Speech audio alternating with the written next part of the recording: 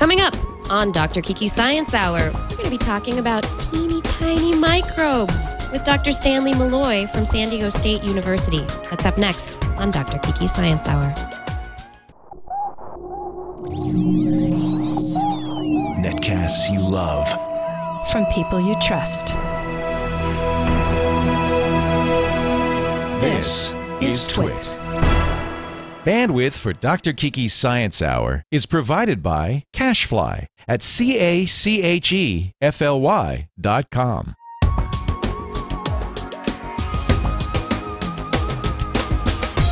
This is Dr. Kiki Science Hour with Dr. Kiki. Episode number 49 for Monday, June 7th, 2010. The Bugs Among Us.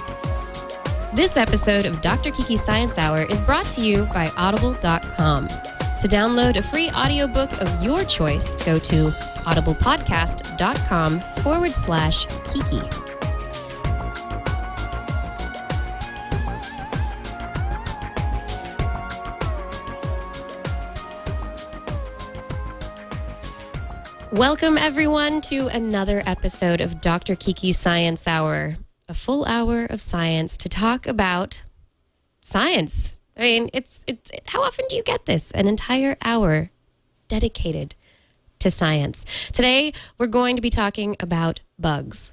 Well, not creepy crawly bugs like centipedes or butterflies or mosquitoes, those kinds of bugs. I'm talking about teeny tiny critters that are microscopic in size, but that basically dominate this planet. And who knows, they may potentially dominate other planets, but we haven't figured that out yet for sure.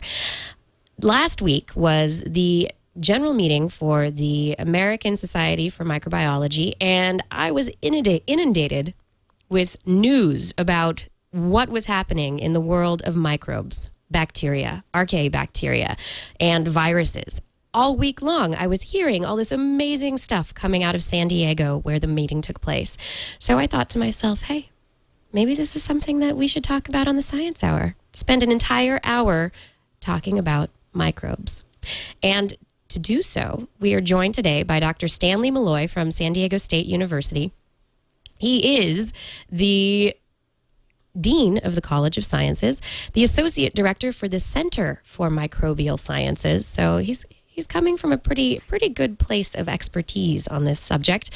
His lab works on host specificity for salmonella bacteria, why and how this pathogen's chromosomes are able to rearrange themselves during reproduction, how they exchange genes from one organism to another. They actually can take genes and give them to another of their kind. And additionally, they work on the development of new vaccines against pathogenic bacteria. So I am extremely interested in hearing his take on the news coming out of the meeting from the Society for Microbiology, and additionally talking about anything that he thinks is really interesting and cool about microbes. Welcome, Stanley. It's wonderful to have you joining me today. It's wonderful to join you. Thanks very much, Kiki. You're welcome. Now, I'm wondering, first off, microbes, what makes them so interesting to you? You said microbes control everything on our Earth, control geology, they control weather, they control psychological processes, as well as things we normally think of like health and bioremediation and so on. So what's not to like? What's not to like? Maybe the pathogenic ones. Well, I think we have to understand those better so that we can do something about them. And so it makes studying them fun because you feel like you're doing something important for people.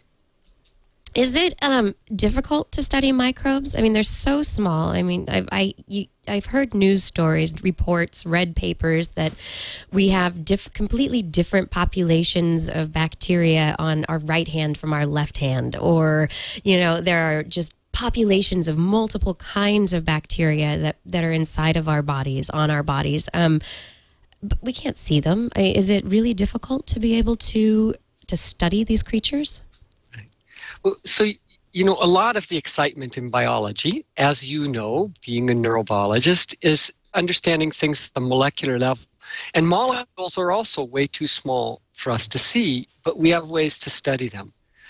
That said, this is really, really exciting time in microbiology because of exactly what you said. A few years back, we didn't have a good way of telling what's different between the microbes on our right hand and our left hand. And now we can answer questions like that, but potentially ones that have more impact than right versus left. Right. The right hand versus left hand example isn't necessarily something that's going to really impact your daily life, I would guess. It may influence how you shake hands with somebody. Hearing about that story, though, or the bacteria that cover us, it just makes me think that certain cultures might have it right in terms of not shaking hands. I just went through commencement the other day, and I shook hands with 2,700 people all in a row. Oh, my gosh. Think of all the microbes you're picking up. Did you go home to your Purell? Being a microbiologist, do you have a large supply of Purell? Does it make you a little bit nervous about social situations? I'm not nervous about social situations because we're well adapted to protect ourselves from most things. But I did use the Purell after shaking all those hands, for sure. So getting into the academic stuff, last weekend was the general meeting for the Association of Microbiologists, or the American Society for Microbiology. What was really, really striking to you about the meeting from last week? Was there anything that really just came out and hit you from the meeting? I think that there were a couple of things. So first, this is a big meeting. There are 88 people and thousands of talks and presentations. So there was a lot of really good stuff. But what's most exciting is the impact of our ability to seek the genome and genes of organisms. What that's allowing us to learn about organisms, how organisms interact, and what's going on in nature. And that really was the theme that went throughout the meeting. It's been a revolution in the way we think. A revolution, just the way that it being able to look at these creatures as how we exist with them, and actually thinking of them more so. And I mean, I guess they've out of sight, out of mind historically. Well, so let me give you an example of something that we learned a few years ago, that the microbes that are in the gut of mice can have a profound influence on whether the mice become obese, right? Yeah. Now, two mice is kept in separate cages, fed the same diets, but they differ in terms of what the microbes are in their guts. One gets obese, the other doesn't. That is an earth-shattering discovery, right? Absolutely. And so the question is, well, is it mice, or is this true of humans too? And so one of the things that was really exciting at this meeting was people were beginning to analyze bacteria associated with the intestines of a variety of types of humans, and to be able to figure out if this correlation is true in humans as it is in mice. Now, one of the studies that was really pretty phenomenal was a study that came out of Claire Leggett's University of Maine. They basically use sequence analysis to look at the microbes that are in the gut of people in the old Amish groups in Pennsylvania, right? So this is a culture where the people live very similar lifestyles, where they have very similar genetic backgrounds, and so you can do the comparisons in that group of people that would be very hard in others. Yeah. What do you think the answer is? I would guess that it's probably very similar to the outcome found in mice. That's just logically, it doesn't seem that there would be much of a reason that I could think of physiologically that we'd find a difference, unless it has to do specifically with the specific types of bacteria that are found there. Right. So when they did this study, because of the mouse work, their hypothesis was that the microbes in the gut would be an important determinant. Right? But when they did this study, they found differences in the microbes in the guts of these people, but it wasn't a simple correlation. So they went back and they looked at genes in those people that sometimes have a correlation with obesity. And the really amazing thing was they found it's not just those genes and it's not just the bacteria. It's whether you have certain types of bacteria as well as certain human genes. So Wow. It really is the two working together.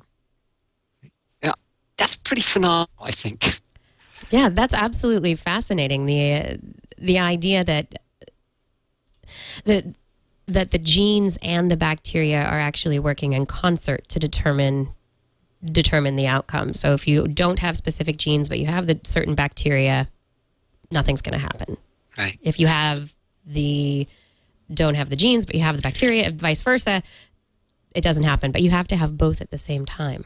Yeah. That's So impressive. this is what's now called the human microbiome. And the idea is that as a human, it's not just our human genetic makeup, it's all of the cells that are associated with us.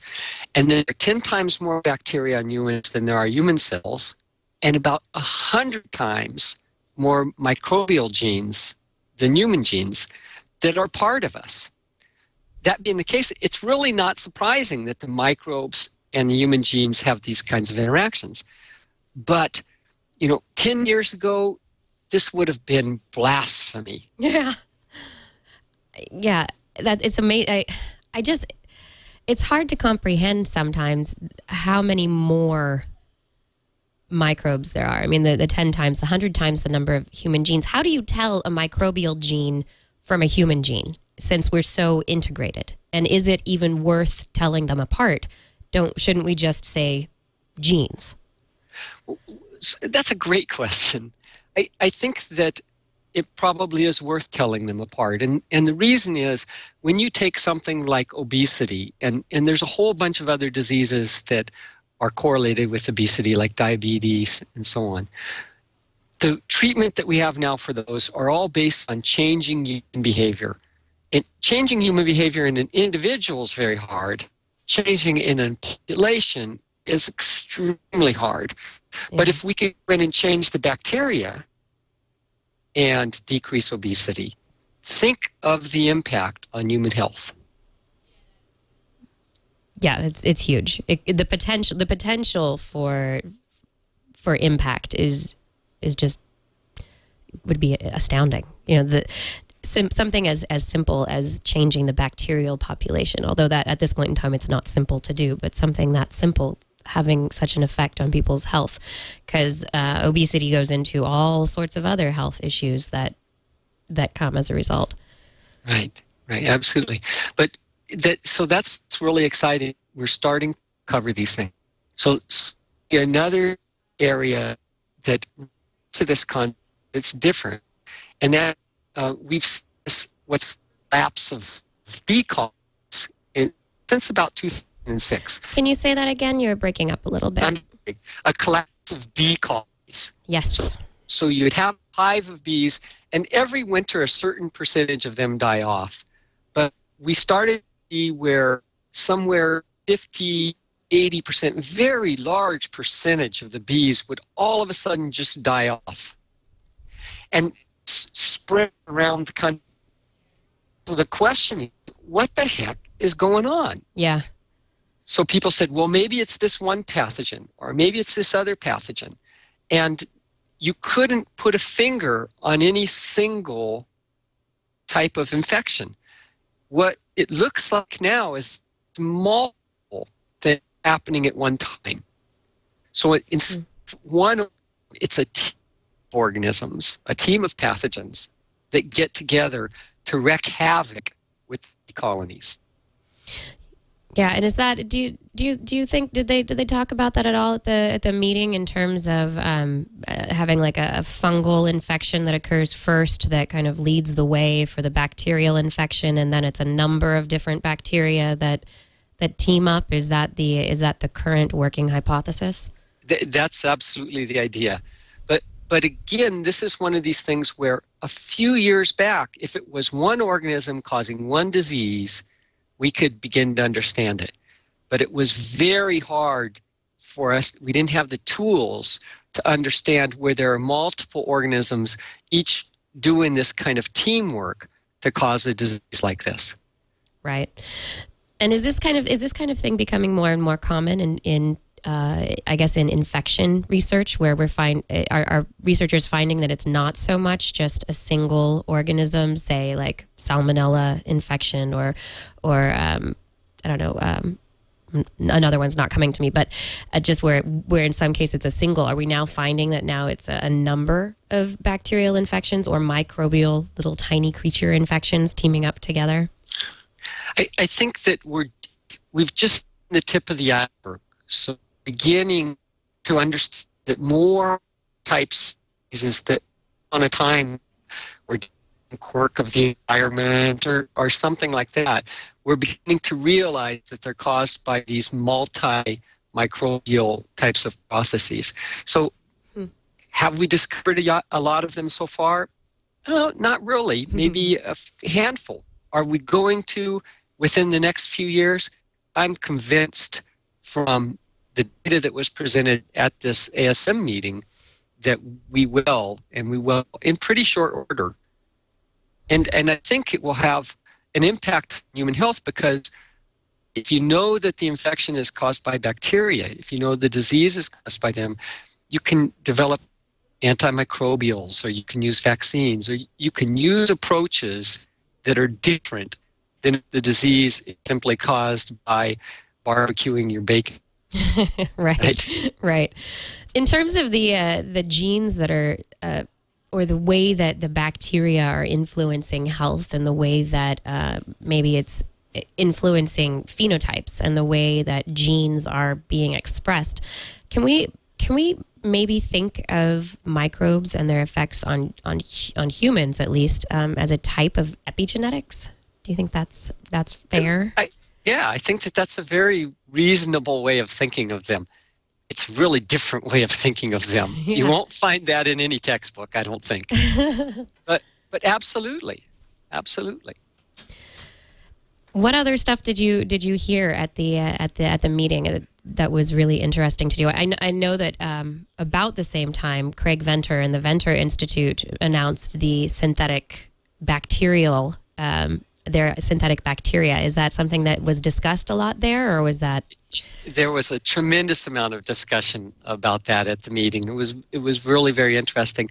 And one of the contributors to that work, Clyde Hutchinson, actually gave a talk at the meeting that was it was a packed house, and he did a wonderful job of explaining what they did. You know, I'm convinced that this is a really important discovery, but it's one of these situations where sometimes there's so much hype, it's hard to do the evaluation of how important really is it versus how much is hype, right? And the hype comes about from using terms like creation of synthetic life. Artificial life. We've created artificial life. Those were the headlines that were coming. I kept going, whoa, artificial life, really? And looking deeper, I don't know if it really fits that definition. Right. But so I think that this is really important. And let me, just in case there are listeners who haven't followed this story, let me give a brief summary of what happened, okay? Yes, please. So the basic idea is there are a couple of kinds of microbes that don't have a cell wall. These are really very simple. They're basically a membrane surrounding some DNA and cytoplasm that's needed to do all of the metabolism associated with life. So what they did was they knew the full genome sequence of some of these organisms. These are called mycoplasma. And since they knew that full genome sequence, they could take it and in vitro, in the laboratory, do a complete synthesis of that entire genome. Some clever trick. The process made an entirely new Oh, DNA genome. Can you say start over from in the process? It was breaking up just a little bit. In the process of making this new genome, this new DNA sequence, put parts in there that watermarks. So these are stretches of DNA that identify that synthetic DNA sequence from the one that's present in nature. Mm. Overall, they copied the genome from nature because they knew that genome had all of the stuff necessary for life. Okay? So now they took this genome that they had completely made in vitro. It was a copy from nature, but they made it in vitro, and they moved it in to the membrane of a different mycoplasma. And once it was in that new mycoplasma, it kicked out the first mycoplasma genome. It replicated, and it replicated 10 to the 9th time to produce a whole colony of exactly the same thing. And by the time you've reproduced that many times, you've diluted out essentially everything that was there first, right? So what they did was they synthesized this in vitro, which was really clever and okay. But the amazing thing was their ability to move this across the membrane and get it to reproduce many, many times in the cell. In the case of mycoplasma, it may not have that many practical applications, but it's very easy to think about how, if you add more missiles to this, modify a genome to do certain processes that you want, to make certain kinds of products be really useful, to do a variety, degrade oil, or to generate energy, or what have you. And so the process of making it in vitro and moving it into this membrane, no one has done it in quite that way before. I think it's really very, very exciting. So it's important in the proof of concept of being able to do what they've done. A lot of these techniques are techniques that have existed separately, but not necessarily been put together in quite this specific manner. And they've also started a potential process of being able to, at one point, like you said, be able to modify genomes and insert genetic information that might be useful for something that we're looking to have done. It's not incredible. I think that's important to realize. It took some techniques to make the intro that had existed. In fact, their group developed the best way, and they on those techniques. Okay. The key thing, moving into the membrane, it's a process called transcription. I think, personally, that is huge. I wouldn't be surprised if there's a Nobel Prize sitting in somewhere. Wow, that is big. Can you hold on for one moment? I'm going to give a brief word to our sponsor. And additionally, the audio has been breaking up, unfortunately.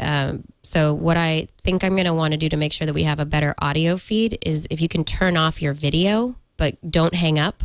Just turn off the video, and then hopefully that will make the audio a little bit better, and we'll be able to have a conversation that continues. Keep it going. Yes. Okay, so word from the sponsor. I'd like to take this moment to thank Audible.com for sponsoring Dr. Kiki Science Hour. Audible.com is the leading provider of audiobooks with over 75,000 titles in their library. They have titles in all sorts of genres, all the way from science fiction to, of course, science, from history to, I don't know, biographies, autobiographies, fiction, fantasy, periodicals. All sorts of books are available to you, and you can download them in the MP3 format or a nice audio format for whatever kind of portable player or desktop computer you might have. You can download it to your computer, put it into any device, take it with you on the road. makes it very convenient for your listening, the way that you would like to have listening happen in your life. Now, this week, it is the first week of June, so I'd like to make the book of the month for our Audible pick, book of the week, for the Twist Book Club book of the month, which is by Sean Carroll. So let me get the book up here really fast. Sean Carroll. Let's see if I can get the name right. I'll pull it up. Sean Carroll's From Eternity to Here. It is the quest for the ultimate theory of time. Now, this book is the This Week in Science Book Club book of the month, and we're going to be reading it all month long. So one way you can read it is on the go. So you can download the book, listen to it, and then you can go to the Twist Book Club and talk about it and have a whole group of people to share your ideas with. Sean Carroll, From Eternity to Here, The Quest for the Ultimate Theory of Time. It's going to be a great read. I am really excited about reading it. Maybe we'll get Sean Carroll on the show at some point for an interview. Who knows? And if you download the book as your free audiobook download, because that's what Audible's doing, they're giving you a free audiobook download. If you sign up for a trial today, you can know what's going on when that interview comes around. So it sounds pretty good to me. Anyway, go to audiblepodcast.com/Kiki, Kiki. It's audiblepodcast.com/Kiki. Sign up for your free trial today. Get a free audio book download. It's awesome. Get a free book. Woohoo! It'll be great. And play along with everybody. We like it. So, audiblepodcast.com/Kiki for your free audiobook download right now, today. Go do it. Thank you very much, audible.com, for sponsoring this hour of Dr. Kiki Science Hour. And now, back to the show. Let's see. Dr. Maloy, how does your audio sound now? Can you hear me better now? That sounds pretty good right now. Let's see how. All right. We'll see if it keeps going this way. Well. So let me tell you one of the other things I thought was really exciting at this meeting. Please do. And that is, we had a special session on bioremediation of oil spills, right? A very timely topic. Extremely timely. And people, I've been hearing people talk about it a lot. Why aren't we doing something? Why are we putting toxic chemicals into the Gulf right now? Maybe can we just add bacteria? So this is a really interesting topic. So we had two guys come and talk about it. Ron Atlas, who has had a tremendous amount of experience working on oil spills in the past, major oil spills in the past, and Jay Grimes, who actually works in a lab right there off of the coast where the oil spill was. And so the amazing thing here is that there are a lot of people who've come up with complicated ways to develop microbial processes to degrade oil, but it ends up the very best thing that you can do is simply add fertilizer, right? Fertilizer. Add fertilizer. It's not quite the same as the fertilizer you'd add to your garden, but the basic idea is that where there's oil, the microbes that can degrade the oil exist. And so if you simply enhance their growth by providing them with some key nutrients, they will begin degrading that oil.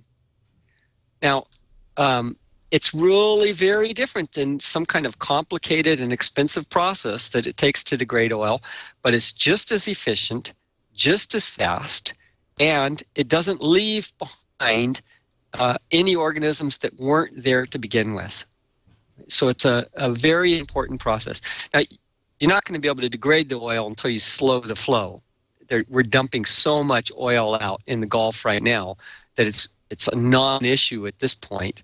But in short order, when they get things capped up, I hope in short order, yeah. then this is going to be a real important issue for us to clean up the wetlands, and especially the near shore areas of the oil that's left there.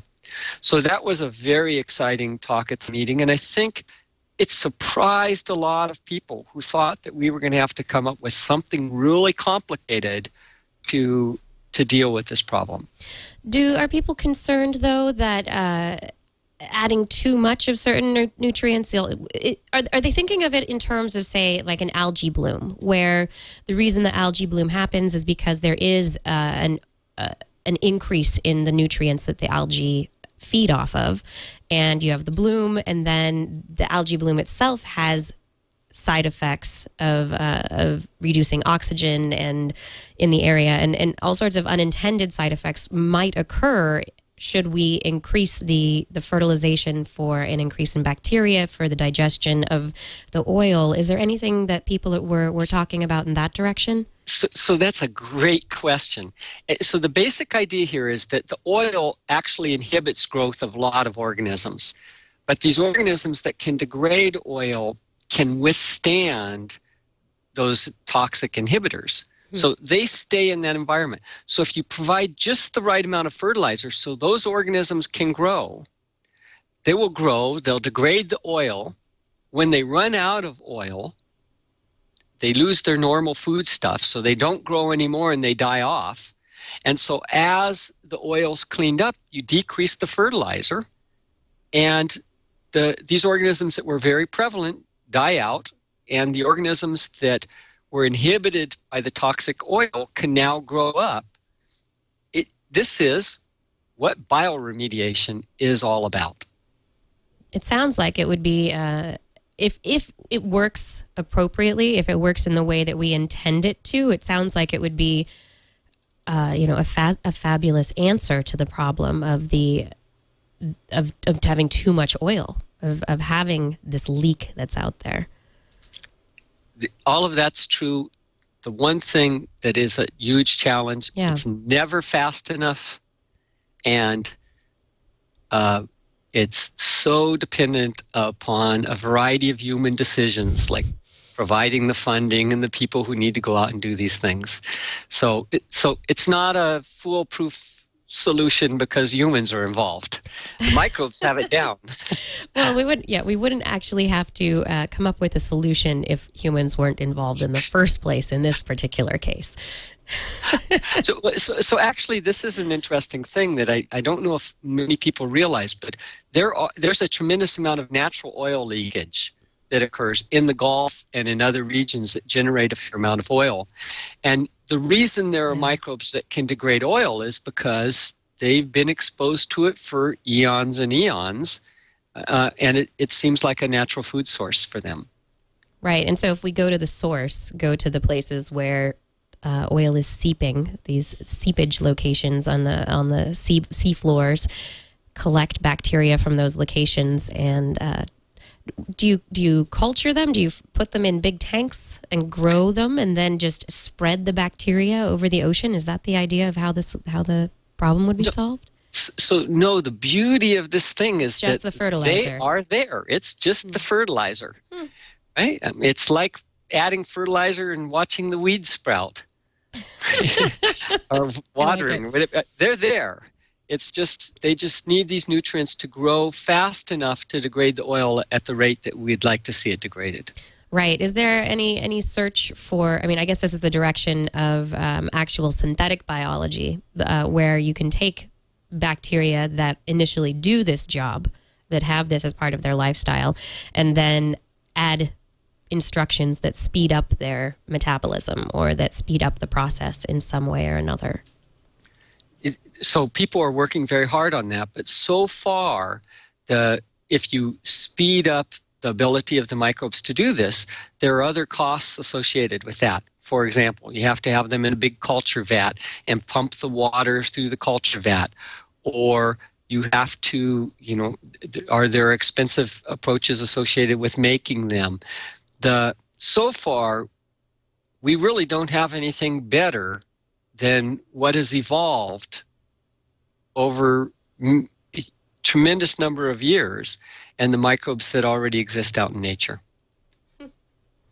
I think that's an interesting point, or a good interesting question. Is it possible?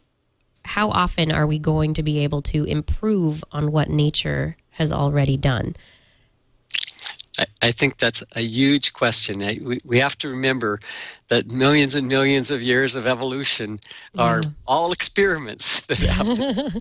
Right? Right, exactly. It's just one experiment after another. There have been discarded results, and those are the branches of the tree of life that haven't gone anywhere. And then we have the successful experiments, the ones that have organisms that have thrived and multiplied and gone on to exist en masse in our planet.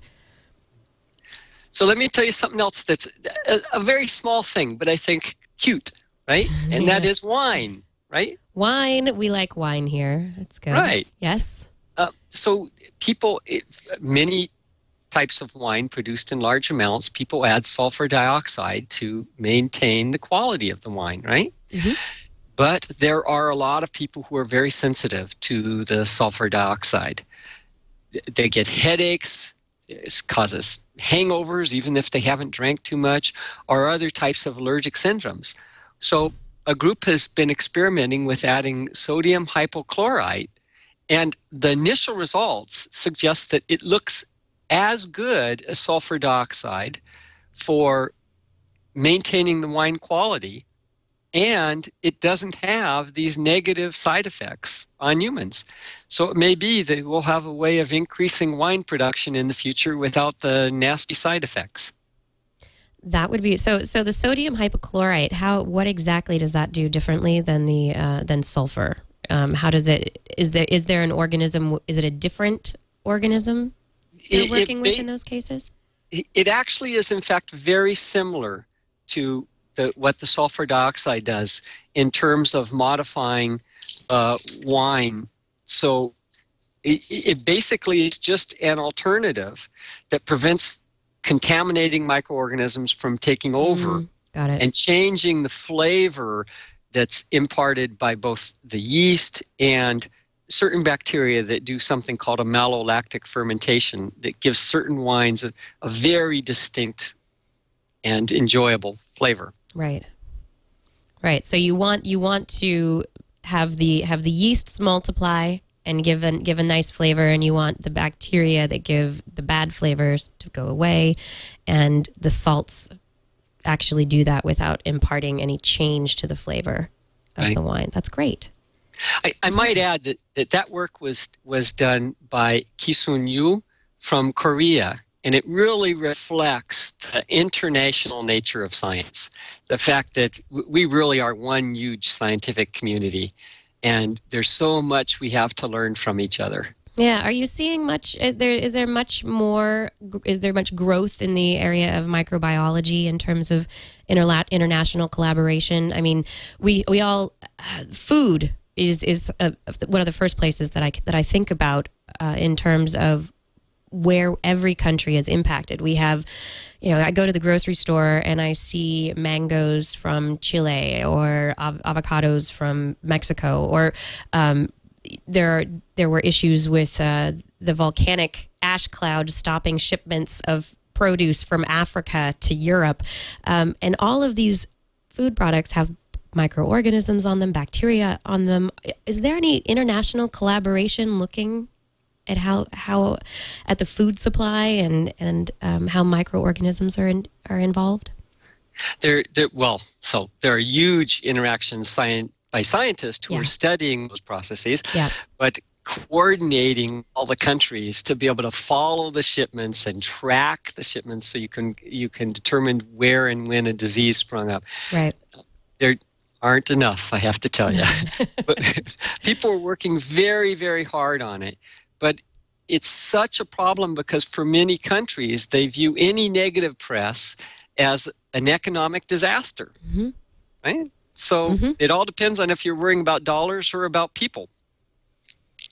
Yeah, true. But if you find out, if you find out where a salmonella outbreak is coming from, or what things lead to a salmonella outbreak, you can put stopgaps in place, regulations in place internationally, so that the places where the food comes from all kind of have a similar regulation chain, and all have similar ways of determining what the microorganisms are and how and ways of keeping them at bay.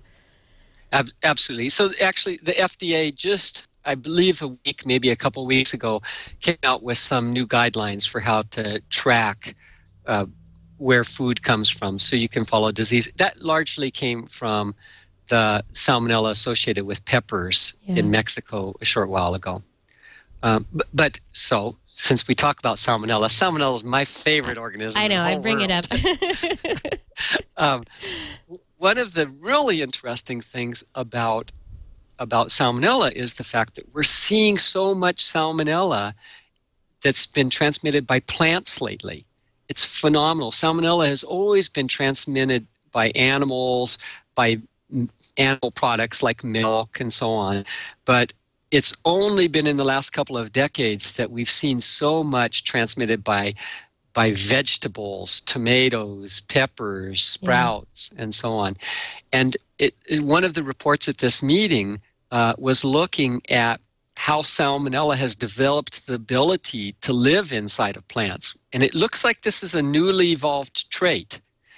And the report at the ASM meeting suggested that there are a whole set of genes that have nothing to do with infection in animals that allow salmonella to live inside of plants. Is that something like making plants a vector for salmonella to get to animals and infect them pathogenically, or is it?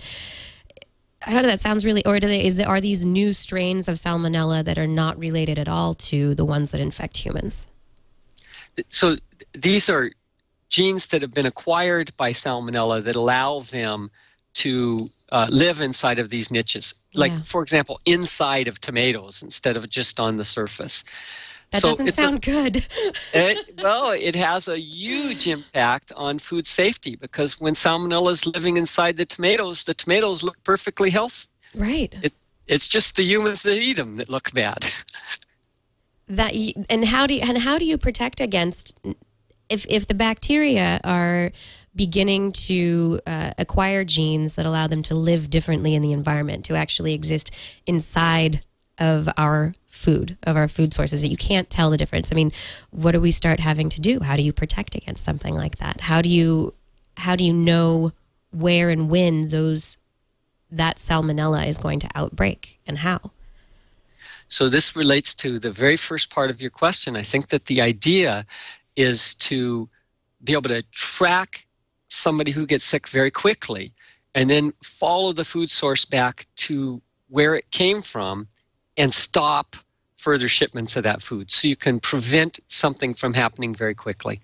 It's also true that in many cases, if you know something about the field, the amount of contamination in the wastewater or wild animals in that region, or things of that nature, that it will tell you this is where we need to put the dam to prevent the food from coming through and making people sick. I wonder what can be looked at as well in terms of what factors are leading to the transmission of these genes, I guess the sharing of these genes between the organisms, so that they're enabled to move into these new niches, because in effect they're starting to encroach into a new habitat, right? Absolutely. I think that that's a huge problem. But so one of the studies at the ASM General Meeting was where people went out and looked at E. coli 0157H7. So this is the E. coli that causes the particularly nasty foodborne illness with subsequent kidney failure in children. And they asked the question, if you go through and look at fields in Central California and you look at the wild animals, do you find wild animals carrying this pathogen where they could transmit it to the water that's used to irrigate plants and so on? And in fact, it was they found it very readily out there. They found it in cowbirds and in crows. So not only does the animal have to get in the field, but birds can just fly over the field, and bird droppings transmit the disease. So we're never going to be able to totally eliminate these types of diseases. But if we can track the sources more quickly, we may be able to at least decrease the incidence. We're getting towards the end of the hour here, and I'm just curious, where are you really excited, and do meetings like the general meeting this last week just get you very excited about the direction that the field of microbiology is going? I mean, I was looking at the news and was just, infatuated with the idea that these little tiny creatures, these little different organisms have such an impact on our lives, and we still know so little about them. I'm hugely excited. There was a period of time where microbiology seemed like some kind of subdiscipline of biology. And I really feel that microbiology is a part of all of biology. I think that the discoveries we've made lately tell us that microbes have such an influence on virtually everything we do that it makes it really exciting. Because it makes the field of biology whole. It doesn't matter if you're tiny or if you're huge. The relationships between organisms is really key for us to understand, and we have the tools now to look at things we couldn't look at a short time ago. And I think that being able to discover new things is what gets scientists excited. I think you're definitely right on that one. And in terms of looking into the future in kind of a science fiction-y kind of way with microbes definitely involved, do you have any predictions to make for maybe the next year or 2 or 3 in terms of exciting discoveries you see on the horizon? I think the huge discoveries on the horizon many of them are going to come from the process of metagenomics, which is where you determine DNA sequence of whole populations of organisms in nature or on a human or whatever. You don't necessarily separate them out. It's going to tell us a lot about interactions between genes and metabolic processes in nature. The key thing that I think is really critical is we have a lot of these new techniques, but we can't answer all the questions with new techniques. We really do need the basic processes of biochemistry and genetics to sort through a lot of the information we've learned from omics. So I think it's going to be very exciting next year and next decade. Thank you so much for joining me today, Dr. Maloy. Stanley, it's been just so interesting, and the hour has flown by, honestly. I've just been Thank you very much, Kiki. It was really nice talking with you and all of the listeners. Yeah, thank you so much, and I wish you all the best in your research. We hope you find all sorts of interesting information, and I'll be keeping track. I'll be keeping tabs on you. All right. Take care. Thank you very much. You take care as well. Bye. Bye. That was Dr. Stanley Maloy from San Diego State University. He is the director of the Center for Microbial Sciences, the associate director for Center for Microbial Sciences at San Diego State. And we were talking about the association, or the American Society for Microbiology's general meeting, and the news that was coming out of it this last week. And there's all sorts of microbial science that hopefully I'll be able to follow up on during the next year and even beyond. I find it fascinating, the little tiny things that live amongst us. I'm Dr. Kiki, and this has been the Science Hour. If you are interested in getting in touch with me, you can Google me, Dr. Kiki. I'm out there.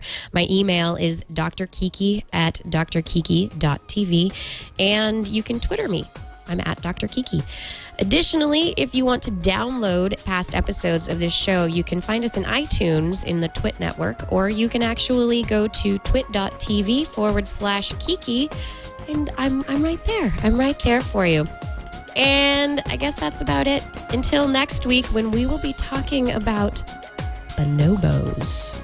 I'm excited about that one. Sexy monkeys, that's what we'll be talking about next week. So stay tuned until then. In the meantime, there's much more here on the Twit Network. Keep watching.